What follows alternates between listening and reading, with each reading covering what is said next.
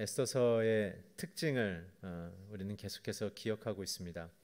에스더서가 주는 굉장히 중요한 특징은 하나님의 섭리이죠.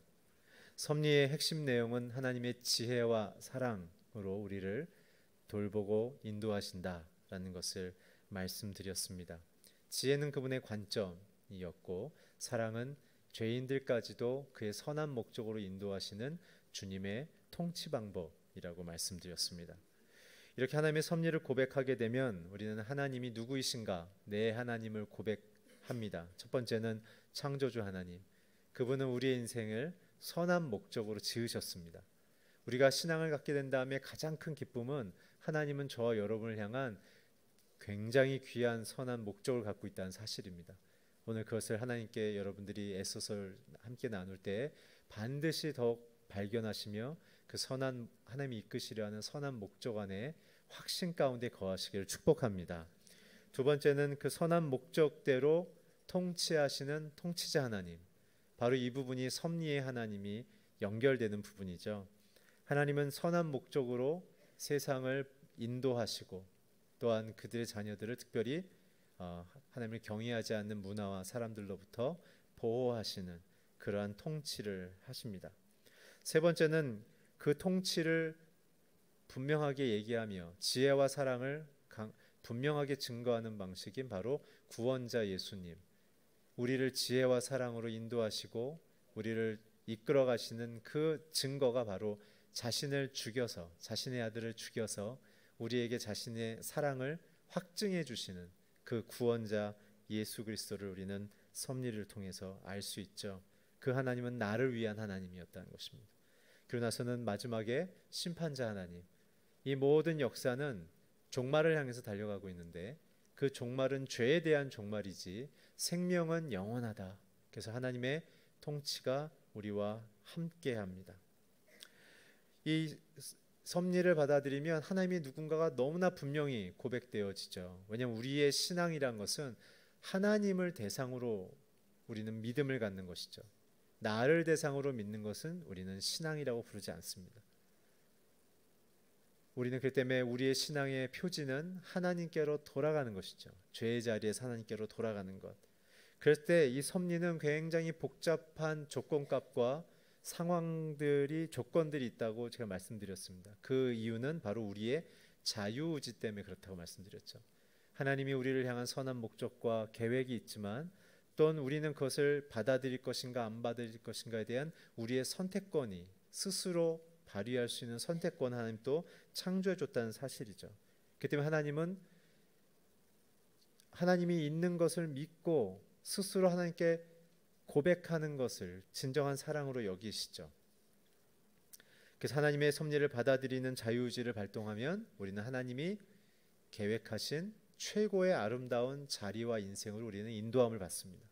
그러나 받아들이지 않으면 자신의 선택의 열매를 걷게 되죠. 결과를 받게 되고, 그래서 우리는 하나님의 섭리로부터 비껴나지만 그러나 여기서 중요한 것, 하나님은 야곱의 하나님이라고 불리신 것처럼 하나님은 우리가 섭리 밖으로 나가도 포기하지 않고 지속적으로 자신의 섭리 안으로 들어올 수 있도록 여러 환경을 통해 우리를 인도하신다라는 것이죠.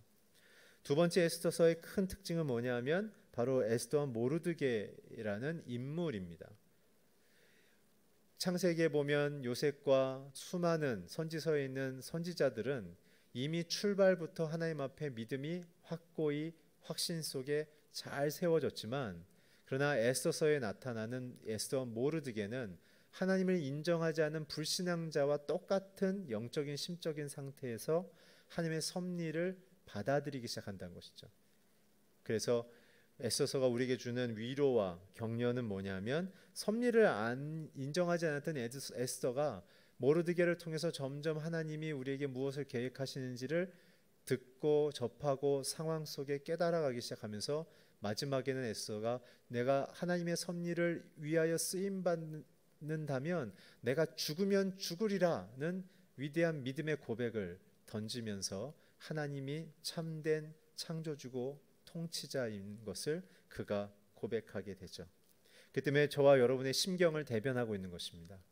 하나님의 살아계심을 우리가 확신하지만 그러나 그 확신이 불완전하기에 우리의 마음속에 하나님의 섭리에 온전히 사로잡지 못하는 우리가 어떻게 하나님께로 이끌려 끌어당겨져서 점점 그 섭리 속에 확고히 세워질 것인가? 우리가 왜 그렇게 에스더처럼 모르드게처럼 마음속에 헷갈리는가? 그것은 우리의 신앙의 두 축이 우리에게 오해를 일으킨다고 얘기했죠. 그 신앙의 두 축은 맞는 것이지만 우리가 그것을 해석하는데 오해가 있다는 뜻입니다. 첫째는 십자가에 대한 고백. 십자가는 죄에서 하나님의 생명으로 옮겨지는, 죽음의 생명으로 옮겨지고 죄에서 거룩으로 옮겨지는 하나님의 자녀됨에 예수 십자가의 보혈로 우리는 씻겨지고 신분이 죄의 종에서 하나님의 자녀로 바뀌는 은혜를 받게 되죠. 두 번째는 우리가 이 세상을 떠나면 우리는 영원한 하나님의 나라의 생명으로 들어가게 되는 영생을 얻는 이 두 가지의 올바른 신앙 고백이 우리에게 잘못된 인식을 주는 것은 무엇이냐면 우리의 해석의 문제입니다. 오늘 그렇다면 하나님을 믿지 않고 하나님의 섭리를 인정하지 않는 사람들과 불신자들과 우리가 어떻게 사회적 공동체를 이루며 살 것인가, 그리고 그들 안에 그 하나님을 우리가 어떻게 전달하며 이해시킬 것인가에 대한 굉장히 중요한 숙제가 남는다는 것이죠. 그래서 우리는 에스더서를 통해서 굉장히 중요한 질문을 하나 받게 됩니다. 현실 속에서 하나님의 동행에 대한 우리는 확신과 그리고 믿음은 어떻게 우리는 얻은 것인가? 세상의 악한 문제와 사건들을 보면서 우리는 어떻게 하나님의 섭리를 발견하고 또한 그 악인들과 나눌 것인가에 대한 우리의 사명, 증인이 되어달라는 예수 그리스도의 그 요청이 바로 그러한 사회적 요소를 포함하고 있다는 사실을 우리는 에스더서를 통해 알게 되어지죠. 에스더서의 1, 2장의 핵심 내용을 요약하면 한 문장으로 정리할 수 있습니다. 아하수에로 왕의 정치력의 약화죠. 에스더서는 5명의 인물이 복잡한 관계를 갖는다고 말씀드렸습니다.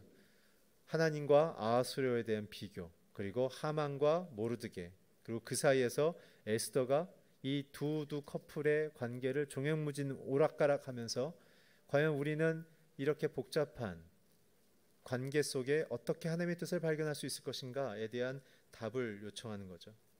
특별히 악한 왕인 아하수에로 왕을 등장시킴을 통해 하나님을 떠난 정치인들, 하나님의 섭리를 인정하지 않고 자신의 목적을 추구하고 있는 정치인들의 그 끝단에 그 세상을 향한 영향력이 무엇인가에 대한 이야기를 하나님은 시작한다고 말씀드렸습니다.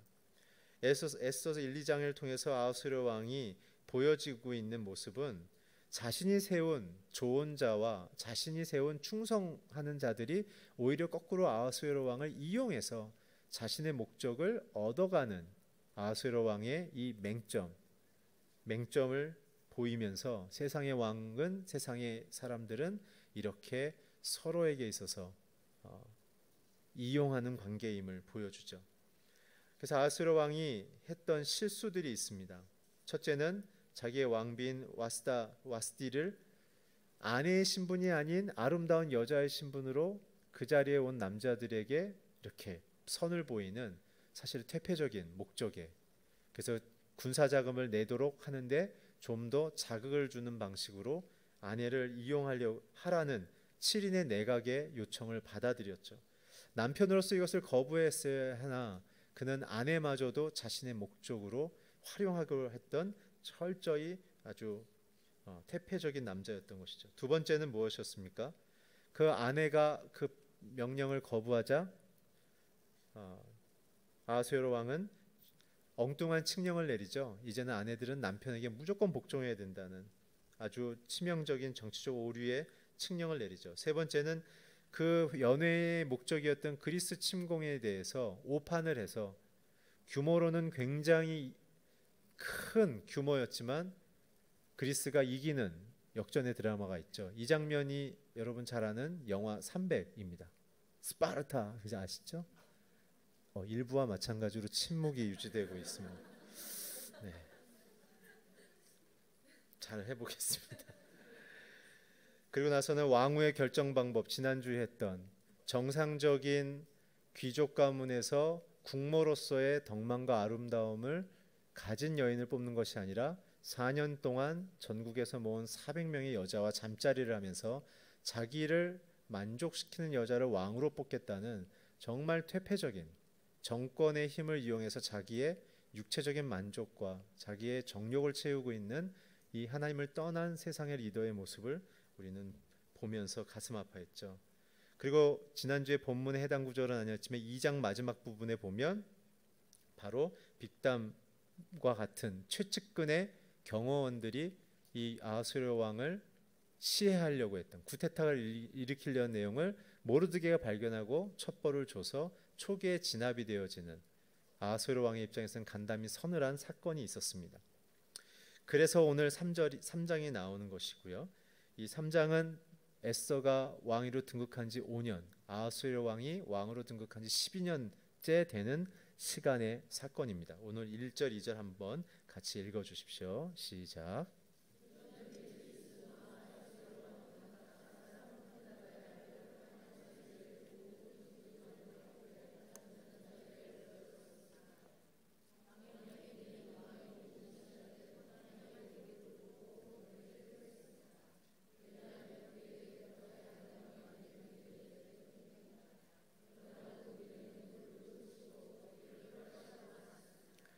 1, 2절의 내용은 하만이 갑자기 등극을 하기 시작합니다.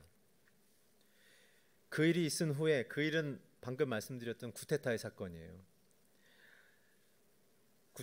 구테타 사건을 아하수에로 왕이 경험하면서 그는 자기의 신하들에 대한 믿음을 저버렸고, 그리고 신하들과 함께하는 것을 포기했습니다. 아하수에로 왕은 분별력을 잃었죠. 그래서 그는 선택했던 게 뭐냐면 원톱 시스템으로 하만을 최고의 2인자로 세웠습니다. 모든 사회의 정치의 법률과 법이 규정한 방식을 뛰어넘어서 하만은 마치 계엄령을 선포하듯 아하수에로 왕은 계엄령을 선포하듯 하만을 2인자로 등극시킨 것이 모든 페르시아 제국 안에서는 굉장한 정치적 거부감으로 일기 시작했습니다.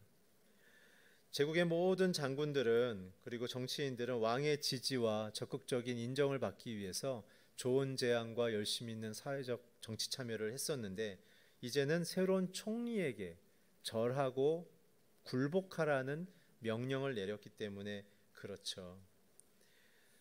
왜 하만이 이렇게 등장함으로 사람들은 페르시아 제국은 왜 이렇게 힘들어졌을까? 그것은 바로 정치 체계가 바뀌었기 때문에 그렇습니다.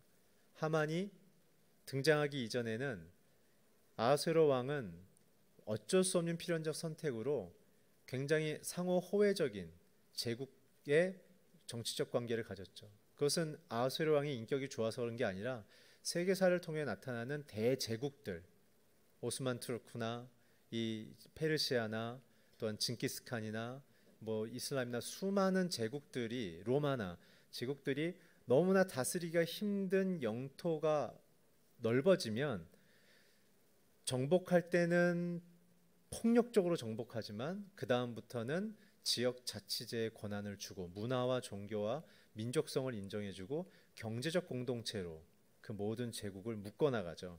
그래서 아하수에로 왕은 그런 식으로 했기 때문에 굉장히 합리적인 정치의 경향성을 띄어야만 이 거대한 페르시아 제국을 유지할 수 있었습니다. 그러나 하만이 등장하면서부터 정치는 경색되기 시작했고 아하수에로 왕은 두렵고 분별력을 잃어버렸기 때문에 이제 하만에게 절대 권력을 이양해 주죠. 그래서 하만은 어떻게 합니까? 왕의 권위를 등에 업고 정권자들에게 폭력과 공포의 전체주의적인 정치를 시작합니다. 그래서 정치적인 방법이 어떻게 바뀌었냐면 이제 다양한 진영의 제안과 소통이 있었는데 그것이 사라지게 됐죠. 그 다음에 어떻게 합니까? 하만을 통해서만 왕에게 메시지가 전달되기 때문에 모든 제국의 정치 리더들은 하만의 눈치를 볼 수밖에 없었던 것입니다. 그런데 그 가운데 모르드게는 하만에게 하라는 왕의 명령을 그는 따르지 않았죠. 절하라는 것이었습니다. 그는 따르지 않았습니다. 왜 그랬을까요?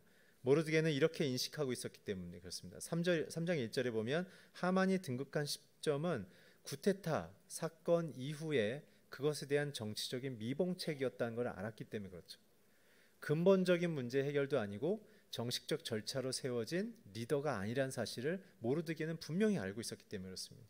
두 번째는 뭐냐면 그가 법률에는 규정되지 않는 정치적인 절대 권력을 이양받았기 때문에 그로 말미암아 모든 국가의 시스템들이 멈춰버리는 지경에 이르렀던 거죠. 하만의 눈치만 보고 있으니까 사람들이 뭘 결정하고 말하는 걸 두려워했습니다. 그렇기 때문에 모르드게는 이것이 사회 통념상 받아들일 수 없는 결정이라는 것을 그로 이해했습니다. 그리고 세 번째, 종교적인 요청까지 받죠. 하만에게 꿇어 엎드리라. 모르드게에 있어서는, 이스라엘 사람에게 있어서는 꿇어 엎드린다는 것은 하나님 이외에는 하지 않았습니다. 물론 이 장면의 이전에 아하수에로 왕에게는 엎드렸을 것입니다. 그럼 좀 난제가 되죠. 저는 그래서 그 부분을 이렇게 이해합니다. 모르드게의 마음속에 아하수에로 왕의 인격은 안 좋지만 그는 하나님이 세우신 왕이기에 그는 하나님의 세우신 그 권위를 인정하는 마음으로 그에게 절을 했을 거라는 것이죠. 그래서 이런 복잡한 상황 속에 모르드게는 이 상황을 받아들이는 순간 우리에게는 굉장히 큰 위협이 올 것이라고 생각했죠. 성경은 왜 하만이 등장했는가라는 이야기를 하고 있지는 않지만 페르시아 전쟁사나 역사에 관련된, 그리고 특별히 유대인들이 이 장면을 기록한 수많은 역사자들을 제가 찾아보면 이러한 추측이, 해석이 굉장히 유력함이 나옵니다. 하만에 대한 신분을 많은 역사가들이 아하수에로 왕의 이발서였다라고 얘기해요. 여러분, 뭐 요즘 그런 이발소도 있긴 하지만은 과거 얼마 전까지만 해도 이발하면 굉장히 날카로운 칼 갖고 이렇게 했죠. 연도를. 자매님들이 어떻게 알고 끄떡끄떡 하시나요? 그렇게 했죠. 그렇기 때문에 왕이 자기의 목을 내놓는다는 것은 그만큼 신뢰를 한다는 것이에요.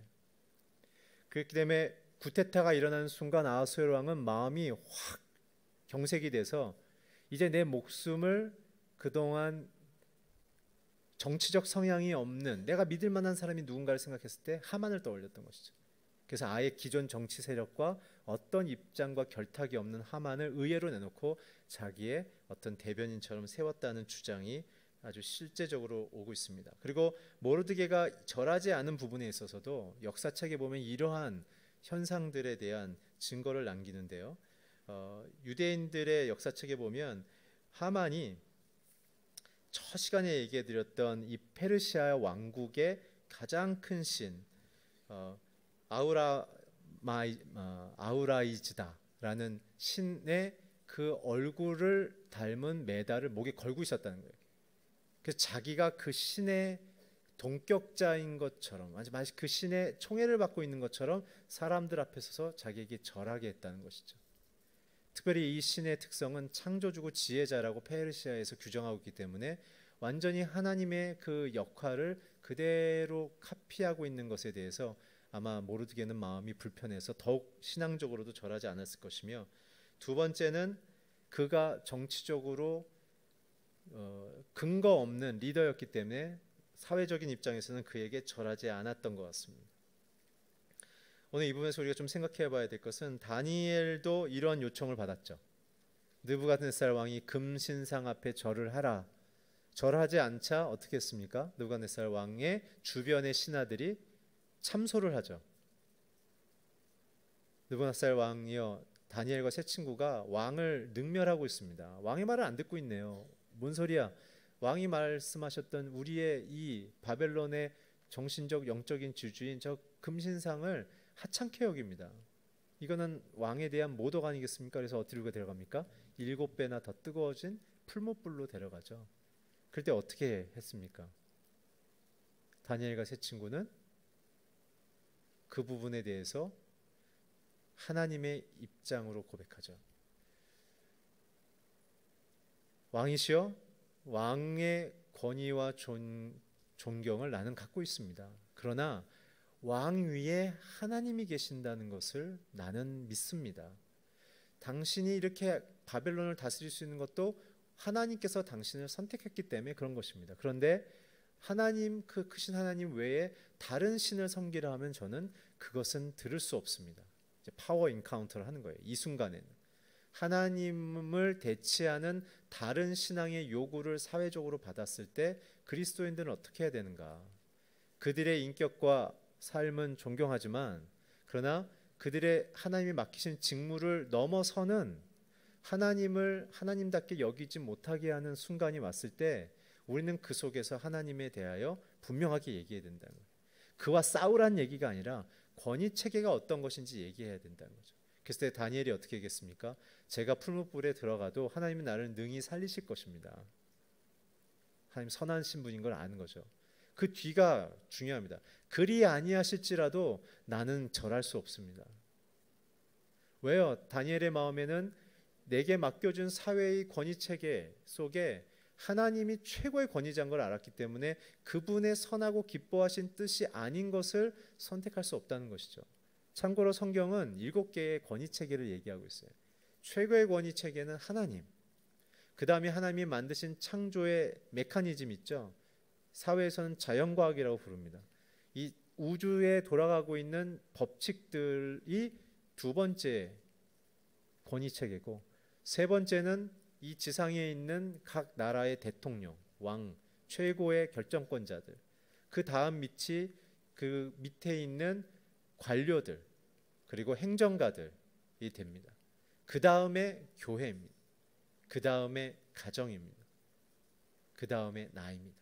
교회를 그 밑에 뒀는가? 제가 전에 한번 설명드렸죠.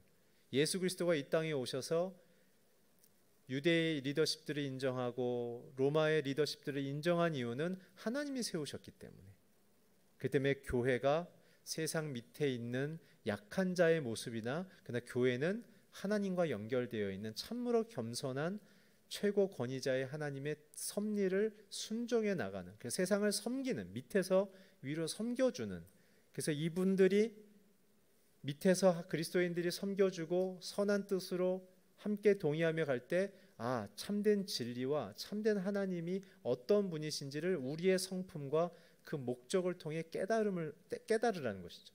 그래서 믿지 않는 자들 우리에게 붙여주신다고 말씀드렸죠. 지금 모르드게도 그런 신앙의 입장으로 나가는 것입니다. 그렇다면 이것이 우리가 사회적으로 살아갈 때 어떠한 실천으로 가야 될까요? 그것은 바로 하나님이 나의 최고의 권위자이며 결정권자라는 믿음을 갖고 내게 허락하신 리더를 향해서는 그의 인격은 내가 그리스도의 사랑으로 돌보며 섬기지만 그의 직무 가운데 하나님의 선한 창조의 목적과 대치되는 것이 있다면 그것으로부터 돌아설 수 있는 대안을 빨리 제시해야 되는 것입니다. 대안을 제시하고 방법론을 제시하고 그의 동기와 의도를 간파해서 그 동기와 의도를 수정할 수 있는 역할을 우리가 제안을 하는 것이 우리가 하나님의 뜻을 경외하지 않는 자들을 리더로 모시고 사는 우리의 역할이고 태도인 것이죠. 그래서 끊임없는 스몰 토크가 필요합니다. 자신이 맡은 프로젝트 안에서 자신이 갖고 있는 마케팅의 방법론과 규모의 결정 속에 정말 하나님의 선하심과 인자하심과 그분의 지혜와 창조의 목적, 사람들을 사랑하는 방식이 어떠한 것인지를 사람들에게 알 수 있는 그러한 인격을, 그러한 회사 내에서의 관계를 기초적으로 형성해 나가면서 그들이 우리의 말을 의미 있게 듣게 만들며 우리가 제시하는 가치와 내용성에 대하여 매력을 느끼도록 우리는 끊임없이 제안해야 되는 것이죠. 특별히 우리 여러분들의 밑에서 돌봄을 받고 있는 사회의 후배들에 대해서도 끊임없이 그들이 제안하는 목표와 동기를 살피면서 그들의 동기가 올바른지 아닌지를 지속적으로 교훈해서 참된 하나님의 창조의 목적을 이해하는 사회적인 리더십의 자리로 갈 수 있도록 지도해야 하는 것이죠. 근데 이 일에 대해서는 많은 대가가 지불되죠. 압박이 오고 오늘 3절부터 6절까지의 모르드게를 향해서 너 왜 안 하냐 왜 안 하냐 그러다 결국은 왕에게 고자질을 해서 모르드게를 희생양으로 삼으려는 사회의 그러한 리더들, 누군가를 희생양 삼아야 본인들이 면피할 수 있으니까 이 위기의 상황을, 하만의 모든 이 날카로워진 정치적 공격력을 모르드게에게 집중 투하하게 만들려고 하는 것이죠. 우리 3절부터 6절까지 한번 같이 읽겠습니다. 시작.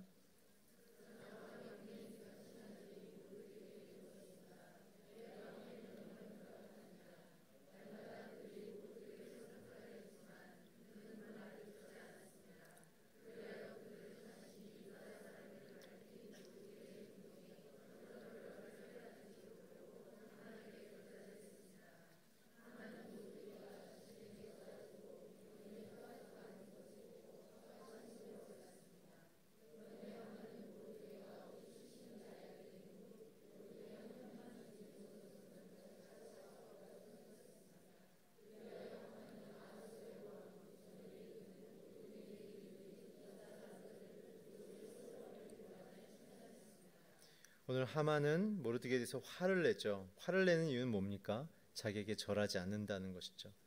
하만이 그 전에 절을 받을 만한 그러한 신분도 아니었음에도 불구하고 세상은 무엇인가를 획득하면 그것으로 사람을 지배하려고 합니다. 하만이 그렇게 한 이유가 있죠. 6절에 보면 그가 유대인인 걸 알고서 모르드게뿐만 아니라 모든 유대인들 다 죽일 계획을 잡죠. 하만은 그럼 누구이길래 이런 계획을 할까요? 우리 1절에서 본 것처럼 하만은 아각의 자손이죠. 아각은 누구죠? 아멜렉 왕 아닙니까? 아말렉 왕. 아말렉은 어떤 존재였죠? 이스라엘과 완전히 앙숙지간이었죠. 아말렉은 굉장히 강력한 군대를 갖고 있음에도 불구하고 모세가 팔을 들고 기도하는, 기억나십니까? 출애굽기 17장에 그 사건을 통해 해가 질 때까지 아무런 전쟁의 준비가 안 돼 있었던 여호수아와 그 이스라엘 남자들이 여호와의 함께 하심으로 아말렉을 완전히 무참히 승리해 버리죠. 자존심이 구겨진 거예요. 그 다음엔 언제였습니까? 사무엘이 사울에게 어떻게 했죠? 아말렉 왕을 포함한 모든 나라를 진멸하라고 얘기했고, 그 다음에 그 무당이었던 발람이 이스라엘을 저주하려고 돈을 받고 갔다가 오히려 예언을 하죠. 이스라엘 왕이 아말렉 왕보다 더 높아질 것이다. 그러니까는 아말렉, 이 아각의 자손들은 이스라엘에 대한 그냥 이렇게 두드러기가 있는 거예요. 말만 나오면 기분이 나쁜 거예요. 자존심 상한 거예요. 그래서 지금 하만은 어떻게 된 거냐면 우연치 않게 획득된 이 정치적인 힘을 통해서 그는 자신의 민족적인 분노와 감정을 처리하려고 한 거죠.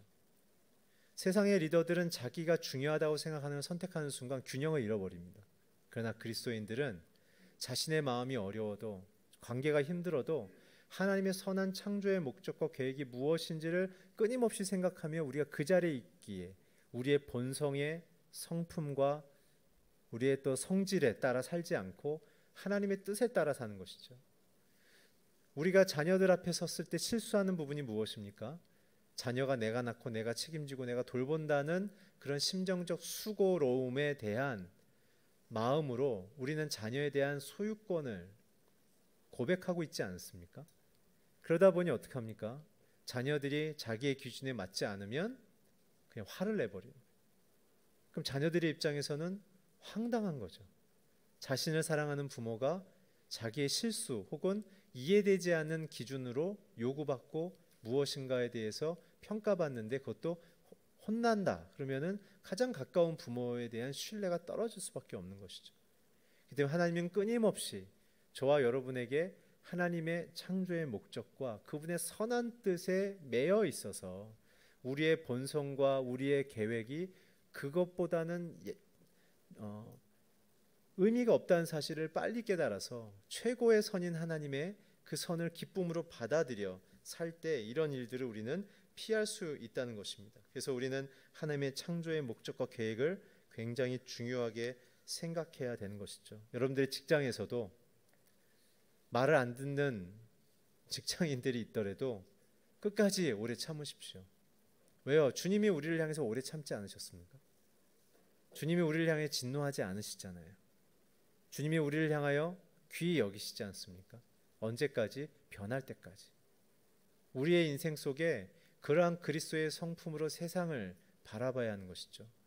주님의 심판의 날이 자꾸 왜 연기가 될까요? 오늘 아하수에로왕과 같은 하만과 같은 자들이 하나님께로 더욱 깊이 돌아올 수 있는 시간의 연장이 하나님의 섭리이기 때문에 그렇습니다.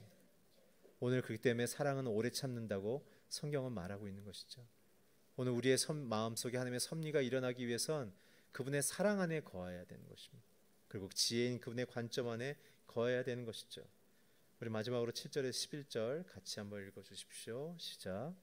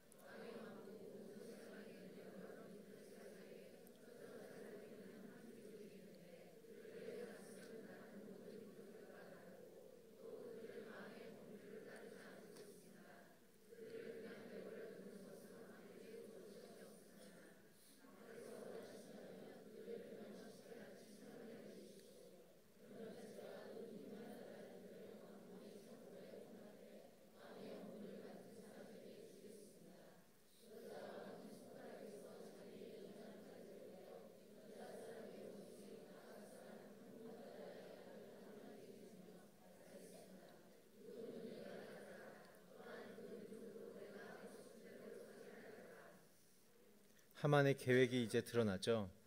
하만은 BC 474년 1월에 이제 자신의 마음에 품은 반유대주의적인 결정을 하기로 결정합니다. 근데 그것이 학살이었죠. 근데 그걸 어떻게 결정했냐면 자기가 말을 꺼내면 문제가 되니까 이 무당을 불러서 점을 칩니다. 이 부르라는 것은 제비뽑기, 깨어진 돌을 던져서 신의 뜻을 이해한다라는 그러한 어떤 주술적 행위였죠. 그래서 결국 그는 놀랍게도 그 점괘의 결과가 뭐냐면 바로 474년 12월 아달월 일은 며칠인지는 성경에 안 나와 있지만 나머지 페르시아 역사를 기록한 책에 보면 13일이라고 정확히 나와 있습니다. 13일 밤에 금요일은 아닙니다. 13일.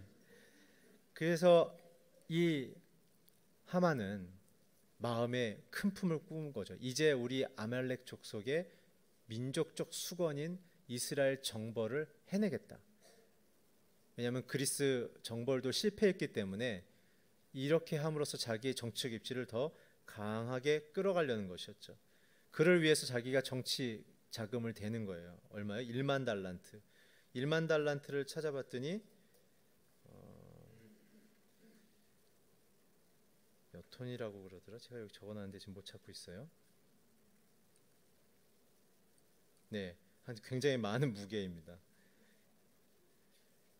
1년 세금의 60%를 해당된다고 그러니까 여기 있네요. 예, 340톤이라고 그러네요. 예, 페르시아 연 세금의 60%였다는 것이죠. 이 돈을 내면서까지 자기는 하겠다는 거예요. 그리고 그는 아주 교활함을 갖고 있었죠. 사실 아하수에로 왕이 이스라엘에 대한 정벌에 대한 취지와 의도를 잘 몰랐습니다. 왜냐하면 나중에 에스더를 통해서 그 얘기를 들었을 때 자기는 몰랐다고 얘기하거든요. 뒤에 나중에 보면 아십니다. 그러니까 지금 하만은 왕에게 있어서 이 두려움을 이용해서 누군가 당신을 배반하고 또 쿠데타를 일으킬 것입니다 라는 이 두려움을 조장해서 그의 마음속에 자신의 야욕을 승인하게 만들죠. 사실은 이 성경 부분을 히브리어로 읽어보면 진멸하기 위한을 얘기할 때 레아담 이런 단어로 쓰는데 오늘 여기 보게 되면 아하수에로 왕이 이렇게 들리게 얘기했다는 것이죠. 라바딤 이렇게 들리게 됐다는 거예요. 이게 뭐냐면 그들은 노예로 삼겠습니다. 그러니까는 아하수에로 왕은 누군가를 막 다 사륙하는 걸로 듣지 않고 말 안 듣는 사람들을 불러다가 노예로 삼겠구나 이 정도로 이해했던 것이죠. 하만이 사륙을 할 정도면 자기의 권위를 넘어서는 거라는 것을 직감적으로 알 것이기 때문에 말을 흐려서 그냥 노예로 삼을 것처럼 얘기했다는 것이에요. 오늘 이 일을 통해서 칙령이 내려가고 약 90일 동안 페르시아 전 지역에 이 칙령이 각국 언어로 다 됩니다. 이 조서의 내용은 이스라엘 사람들이 말을 안 들으면 젊은이, 어린아이, 여자, 노인 할 것 없이 3번 반복합니다. 죽이고 도륙하고 진멸하라. 봐주지 말라는 거예요. 근데 이 이후에 이 일이 어떻게 진행될 것인지에 대한 암시가 그 날짜에 속해 있습니다. 오늘 보면 이제 거기까지만 하게 되는데요. 12월 14일이 무슨 날일까? 12월 14일은 바로 애굽에서 출애굽했던 유월절의 날이었습니다. 유월절 잘 아시죠? 하나님 대신 10가지의 우상을 섬기고 하나님을 대적했던 바로의 왕, 아하수에로와 같은 바로의 왕이 끝까지 어떻게 했습니까? 하나님을 인정하지 않고 하나님의 생명의 주관자임을 인정하지 않는 그 사건. 그래서 믿음으로 문설주의 문 앞에 양의 피를 바르면 죽음의 신이 넘어가는 것이고 바르지 않으면 죽음의 신이 그 집의 장자를 생명을 거둬가는 그 일이었다는 것이죠.